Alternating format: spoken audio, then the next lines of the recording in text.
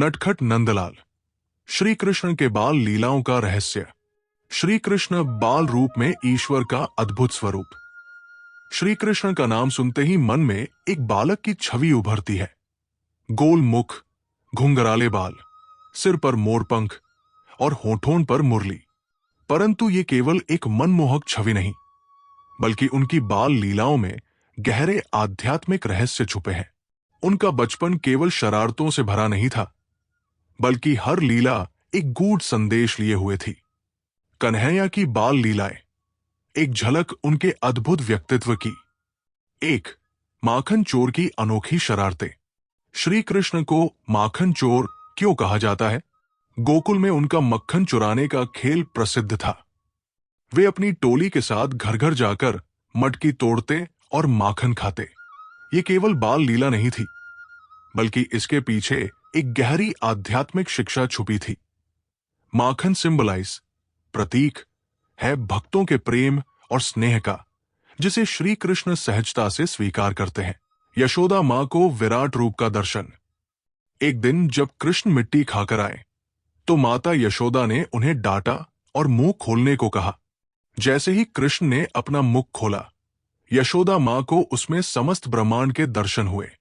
यह घटना ये सिद्ध करती है कि भले ही कृष्ण बालक रूप में खेलकूद करते थे, परंतु वे स्वयं संपूर्ण सृष्टि के स्वामी थे। 3, कालिया नाग का वध, शौर्य और दया का संगम। बाल कृष्ण ने यमुना नदी में बसे भयानक कालिया नाग को अपने नृत्य और पराक्रम से परास्त कर दिया। इस कथा से हमें यह शिक्षा मिलती है कि जब अधर्म या विषाक्तता, नकारात्मकता बढ़ती है, तो कृष्ण रूपी चेतना उसे समाप्त करने के लिए साक्षात अवतरित होती है। 4, गोवर्धन पर्वत उठाना, भक्तों के रक्षक गोपाल। जब इंद्रदेव ने गोकुल वासियों पर प्रलयकारी वर्षा की, तब बालक कृष्ण ने अपनी छोटी अंगुली पर गोवर्धन पर्वत उठाकर सभी को आश्रय दिया। ये लीला ये दर्शाती है कि श्री कृष्ण केवल प्रेम और शरारतों के देवता नहीं, बल्कि अपने भक्तों के संकटमोचक भी है। कृष्ण की बाल लीलाओं का गूढ़ अर्थ। श्री कृष्ण का बाल रूप केवल बाल्यकाल की चंचलता का प्रतीक नहीं, बल्कि एक दार्शनिक संदेश लिए हुए है। माखन चोरी ये सिखाता है कि ईश्वर केवल वही प्रेम स्वीकार करते हैं जो शुद्ध और निष्कपट हो।